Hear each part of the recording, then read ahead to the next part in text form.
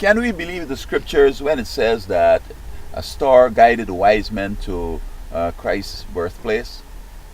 Um, it might mean what these religious men or these prophets were talking about when they were talking about the star. In our day today, stars are those bodies that shine way beyond the sun. Now, when you look at Orion, for example, you have Rigel and you have Betelgeuse or whatever. We're talking about 80 of those. So that's real far away. Now, we have those planets that are close and they look so bright. And many of them are larger than Earth. Okay? Now, if we were to take a small marble and put a baseball or a football, soccer ball on top of it, it will look so small, eh? And when you bring it down close, it's going to really create a problem. In fact, with magnetism on these earth, these planets and so forth, you never know, they might pull each other in and so on. And God in His great wisdom understands what He has made, and He knows that that's not the way to go. So, was it really a star that came down here? No. If it were a star, not only the wise men would have been to see it, even Satan, even the blindest hypocrite, even King Herod would have been able to see that. So, what did they see? Now, recall when the children of Israel left Egypt and they were going to the Promised Land. Christ was there as the cloud. He sheltered them during the day with the cloud, and at night He turned to the ball of fire to create some warmth. Because remember, they're out in the desert, perhaps, and they had no homes. They were on the move. Furthermore, He became even a rock and even water for them, because when Moses was asked to to strike the rock, and it gushed water for them to drink when they were thirsty and they were trying to go back to Egypt. The next time He says, don't strike it, but speak to it. And He didn't speak to it. In anger He struck it, and that was a no-no, because Christ only died once, I understand. And striking the rock was a hard discipline, and it's like the death one time, and then after that you just ask. He died and we just ask forever, Lord forgive me, Lord help me, this and that. And so Moses was able to go into the Promised Land. Furthermore, we read the story where these wise men sought Him from the east, and wise men today from all over the world still are seeking Him. If you're not seeking Him, get wise and seek Him, okay?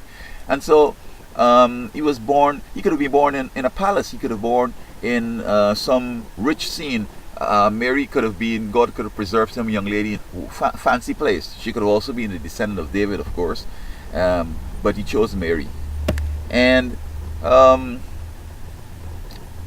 look, for example, at His death, when everybody was scorning Him, etc., you had this follower, one of His followers who hadn't been public, came out and asked the high man, the emperor or the king or whoever, to give him the body of Jesus, and he took it and he buried it in his tomb, which nobody had ever laid in it.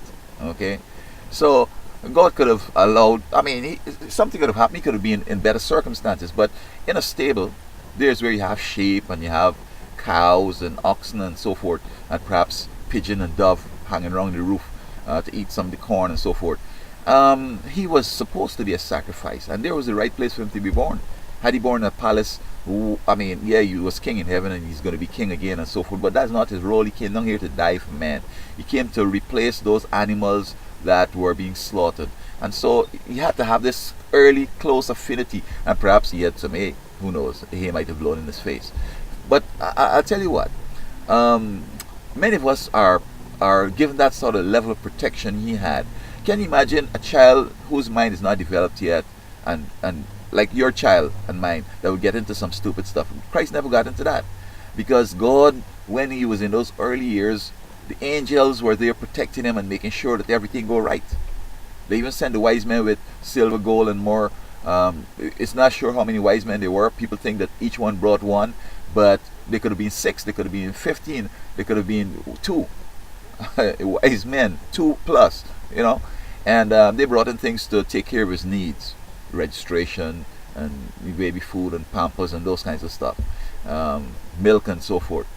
And God could have provided all those kinds of stuff. So let me come back to the what was happening. Now, angels, a band of angels came down, or they were around, or those are the same ones who was watching over Mary as she was pregnant. Don't let her have a miscarriage, or let her stump or toe and fall along as the devil would have liked, and abort the baby or whatever. Extreme protection went through there, and they're the ones that at night they formed a way to give a light so that these wise men could be guided along. Because if one of those stars came down here, everybody would see it. It won't fit. It's going to cause our Earth to get out of orbit, etc. They might collide, etc. because they're moving. Okay, and everybody would see it. So it's not that what happened. It's just that how it appeared. It appeared to be a star, and it was the angels, because after he was born, these same angels came down into the hills and were singing glory to God and so forth, and singing those carols and those wonderful songs of encouragement, etc. But the point though is that although Christ may have had a higher level of protection, he came to live to accomplish what first Adam to do. And so many of us, if we give our children to God instead of to the Halloween king, Satan, and all this magic they follow up, if we give them to God as birth, God is going to, his angels are going to protect your children. So that when you're not watching, they'll be looking over them. And just imagine, the devil couldn't get to do him nothing. And it seems as if that same level of protection is available to all of us as parents. And so I recommend that we all, instead of turning our children out or introducing them to the world on Halloween, let us offer them up to the Lord. Don't baptize them, because baptism is something. Jesus wasn't baptized as a baby. He was baptized at 30. He was offered up to the Lord. I mean, he was God offering up to God. You know what I mean? But that was the example we ought to do. When our children are born, as early as we could take them out, we take them to the church and offer them to God and ask him to watch over them, to protect them, to lead them. They don't have to become ministers and church workers, but at least he could guide them along, and he could give them knowledge, wisdom, and understanding, so that they will be scholars in school. I mean, people with all this voodoo in school, Halloween, and all dressed up in this ghoul and all this stuff, they're just compounding the evil. And Satan is not in the business of giving wisdom, knowledge, and understanding. And this is why our children are failing. This is why many of them are having mental problems, because this evil out there. So yeah, so this Christmas, basically, just keep in mind that it wasn't a star that came down from this starry heaven way up there.